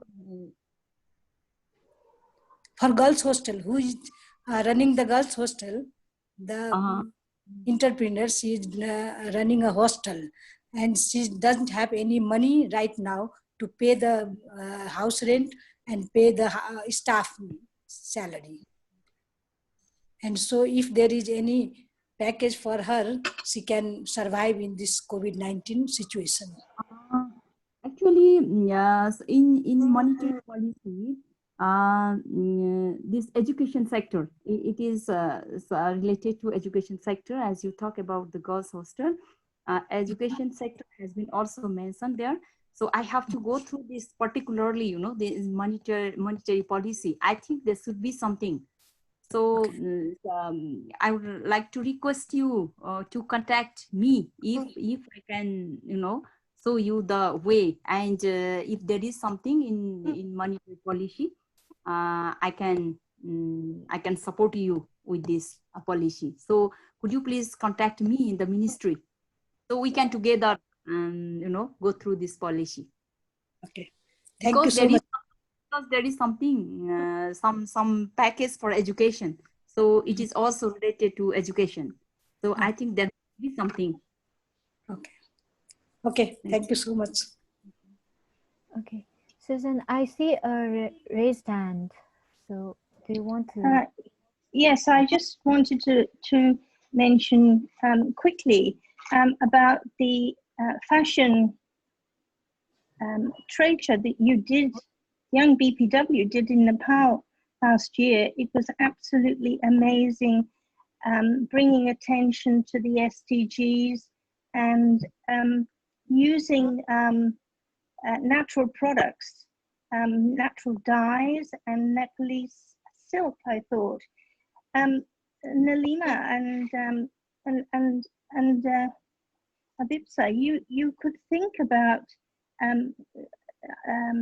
producing the video for that, and making it using it as a promotion material for what you can do there in Nepal. With what you did with the fashion industry was just amazing.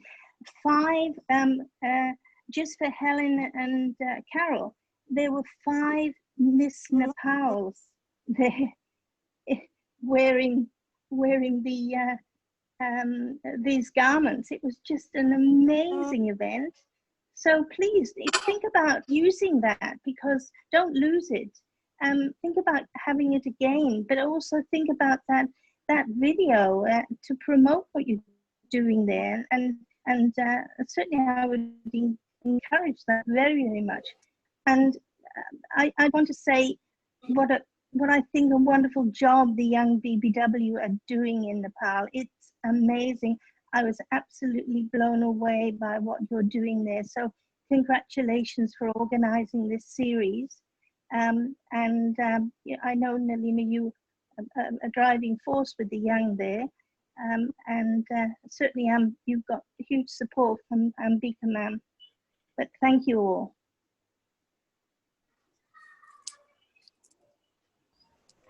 Thank you so much. Now, I'd like to request our chief guest, the President of the Federation of Business and Professional Women Nepal, Ambika ma'am, for her words. Ma'am.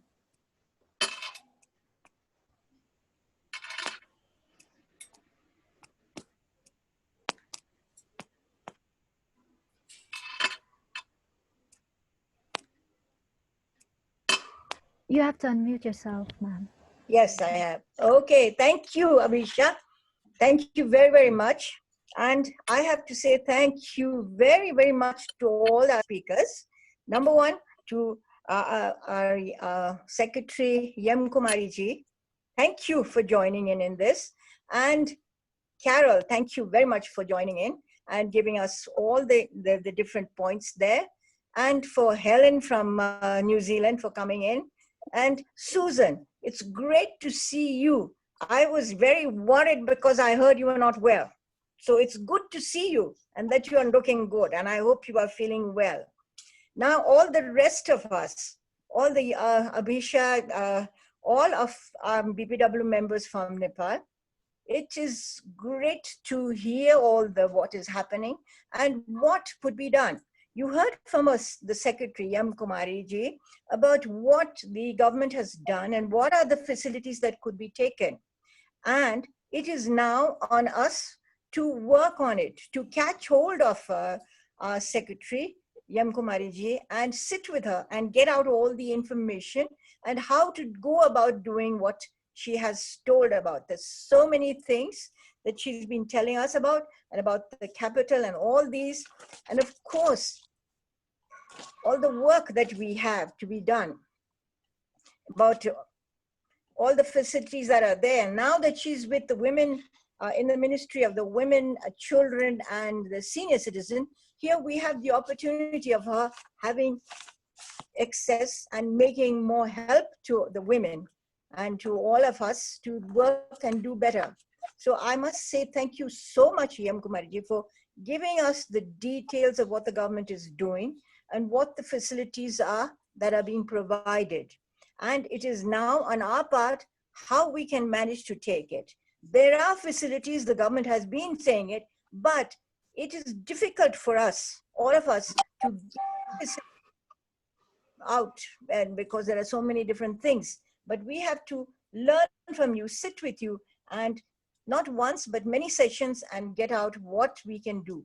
It's great to be able to sit and listen to all this and to see the opportunities. At this time, we are facing this terrible, terrible thing, COVID-19, and which is not only for Nepal. Before, things used to happen for Nepal and we could get help and we could work together. But now this is all over the world. Everybody is facing the same problems, the same thing about the health, and the same thing about being safe, about how you could catch this. Now, of course, the government has opened up Nepal for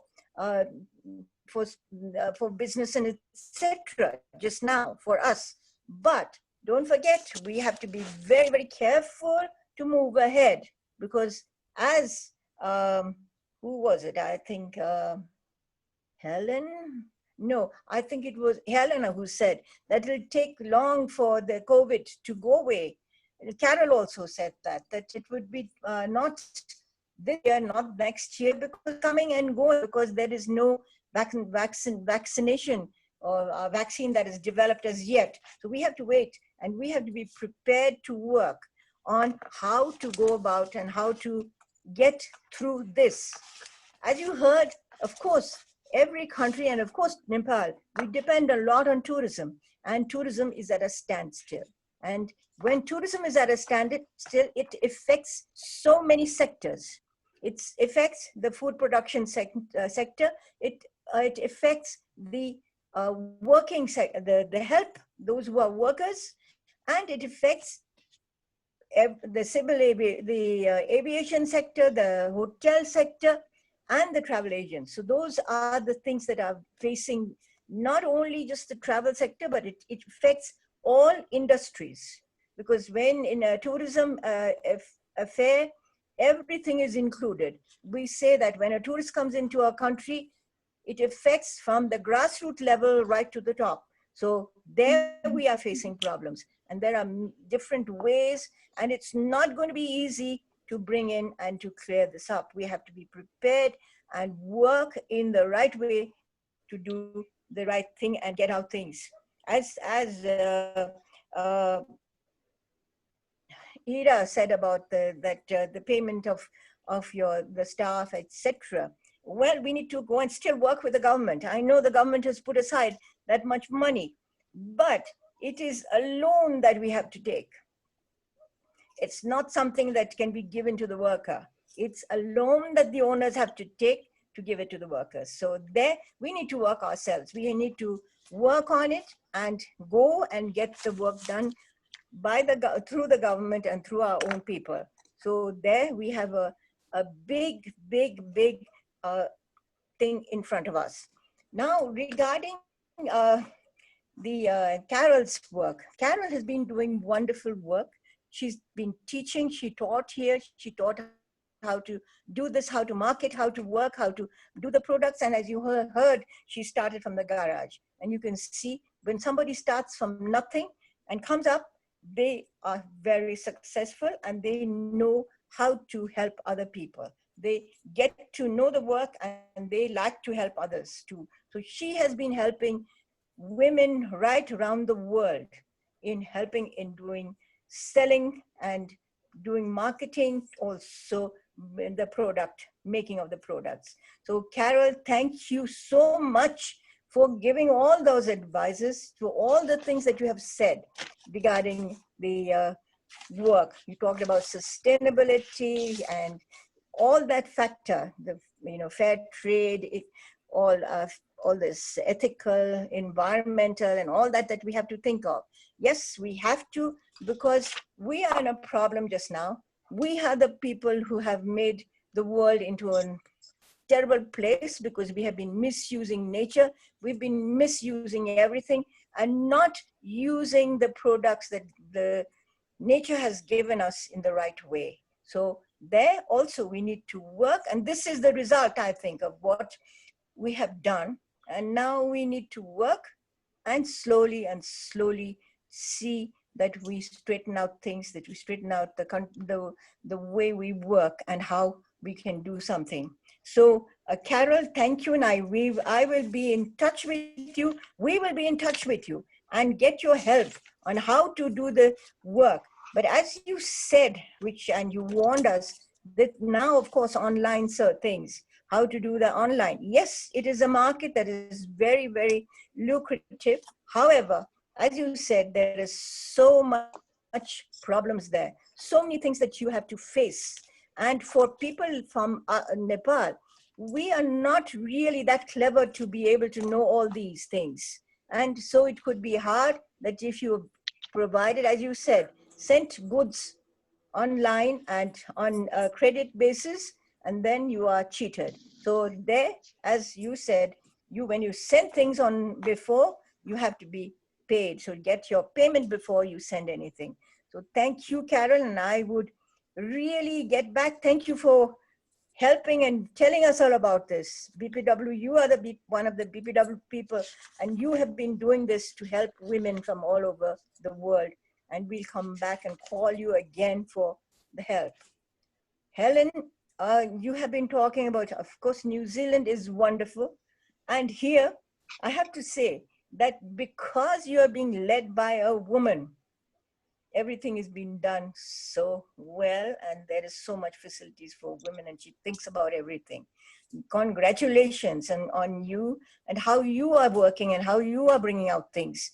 Thank you, and thank you for giving us the insight to those things about how you said about the production of raw materials, etc. Yes, every country has that. As Nilima asked about how we do the production and have the things done in the country and not outside. These are things that we have to plan. And as you said, these are things that we really need to put our heads together and work together, work with all other organizations and not one organization only, but we put our heads together and work. And when we work together, everything will turn out to be good. And I think we have to work hard and we will succeed. That is there. The success is there. There is a big light, and right at the end of the tunnel, there's always a light. When you don't see any light, but you look at it and you'll find there's a light in the tunnel. So I think this is what we all have to face and we all have to do. Thank you so much, Helen, for doing that. And Susan, thank you for telling us about talking about the fashion. Yes, it was a success, but I will have to say we have already talked about it. And for the organization, the chapter from what is that? Sunakoti. What's her name? She was the one, and she had just phoned me a few days ago and said, ma'am, we should be doing it again.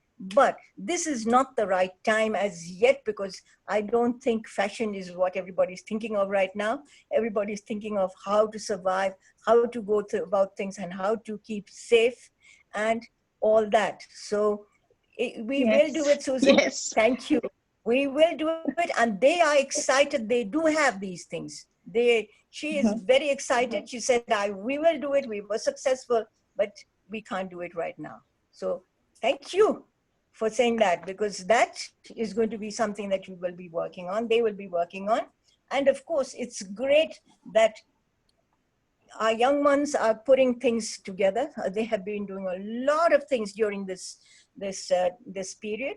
We have young girls producing things for this safety, security things a lot, and doing a lot of other things, doing helping out, doing food and helping with these people in different people with all the help.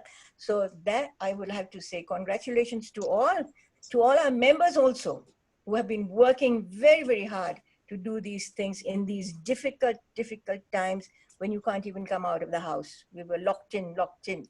And now, slowly, when we are set to be open, we cannot be open and run around. I think all of us have to be very careful and safe and do things.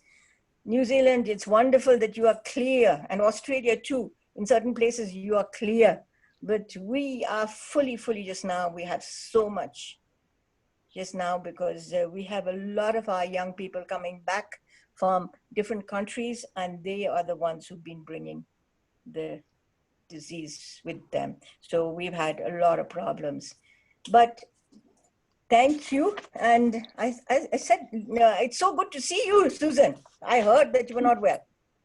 So that's good. No, I was pretty worried. Thank you, Ambika. I was very glad to see you. Very glad to see you online. No, I'm online all the time, even whenever. We've had, I think, 3 sessions, and we have been on the line every time. So it's great. And I have to say thank you, all of you, for being here and doing all this and helping us to move ahead, to give us ideas, and to see that we women work ahead. And we always have a challenge. Women are facing challenges. I always say that a woman, even if she's working, she has about 3 to 4 jobs. She has to be multitasked to do anything. So hats off to all women, but do not give up hope. Yes. Do not feel, oh, I'm just this. But as Helen said, as Carol said, and as Yam Kumari ji said, confidence. And that brings us through in everything. Confidence and the willpower. If you have the will to do something, you will do it. You will not let anything hamper you. So to everybody, I must say thank you. Yam Kumari ji, I'm so grateful that you have agreed to be with us and talk with us. It's great to hear about that. It was great that you were in the Ministry of Industry. Now you are in the Women Ministry, so it's still with us. So we'll come to you and we'll sit together and talk about what you talked about, the entrepreneurs, the industrial park or industrial place for the women entrepreneurs, and for them to be helped to start businesses, etc. That is very, very good, and we will really work with you on that. And also that about the training, etc., that was brought up, and what you said about that training, that putting everything not in too many places, but also amalgamating the 2 different ones that you're in the government and doing it together, which will help. Also, if you would also help others for the training. And I'd like to request everybody, also those who are listening to us from Nepal, and that we should be working together. All of us have the same thing in mind, that to develop and to push and to see that women are successful, that women are there to be not only in the ones earning money in businesses and everything, but also in the political field. Because if the women are there on the top of the political field, we will have better facilities and better things happening, as you see in New Zealand and in other countries where the leader is a woman. So let us all work together. And this is the best way, I think, talking together, listening to people from other countries, listening to what you have done, how you've been successful, what are the things that can be done and how and what. So these are things that we should all learn together. Keep on learning, because learning is one thing that can never be stopped. You can learn all through your life, and you learn on and implement it and work. So there are so many issues. There's so many issues that have been brought out, and I think that's great. We need to work together. We have to do it. And I must say, thank you very much, Avisha, because you being the host and you're being the one to really see that everything is being done properly. And I have to say thank you, because the issues that we've been talking about, right, which affects us during this time, and that is number one was about the domestic violence. These one was about suicides. These are such things that have to be done. We have to take this up and work on it. Suicide as well as domestic violence. And it's such a big challenge for us that we work, because this is the time when the women, our women, are being really, there's domestic violence going on, which is, what can I say? It's something that is everywhere. And mainly if somebody is drunk, of course, the one who is beaten, who's mistreated is a woman. So we have to work on all these fields and what these things, and also the suicide effect.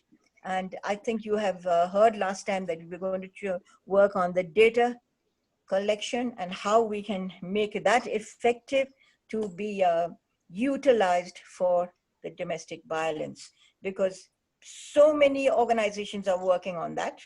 And we need now to coordinate and see that we work together and make it effective. And so I think I have to say thank you so much, Avisha. And thank you, Ira. Thank all of you, young ones, as well as the others, for taking part. And from International, Susan and all of you who've been taking part, Helen and Carol, so good to see you after so long. And when this is all over, and I think when people can travel, we'd like to have you back here with us and giving us again that big push and that spirit to go ahead and make other things going. And it's great, of course, Yam Kumari ji, one of us, to see you at that. And we need you to go ahead and go on, lead and do other things. That you have done so many things that you said about the industrial park and all this. So you are needed now. And so I would wish you all the very best. And to everybody, all the very best. Keep healthy, keep safe, and let not this COVID catch you. Let it be running out, not that it'll catch you. So thank you. And thank you for being with us from all over. And thank you, our BPW members, for being and listening. And I hope it has given you hope, and it has given you enthusiasm and the courage to go ahead. Thank you. Thank you, ma'am. Thank you, Bisha. Thank you. I'd also like to inform we have a president of one of the clubs of, from Thailand. We have Sarundaran. So correct me if I'm wrong. So yes, we have her with us as well. And thank you so much for joining us. Thank you so much. That's great to have somebody from Thailand. Oh, great. Thank you. Khap kun kha. Thank you. Also here. Hang on, you also have USA joining you from New York, great. Francesca. Thank you. Oh, Francisca's we there. have Francisca with us. To have you, Francisca.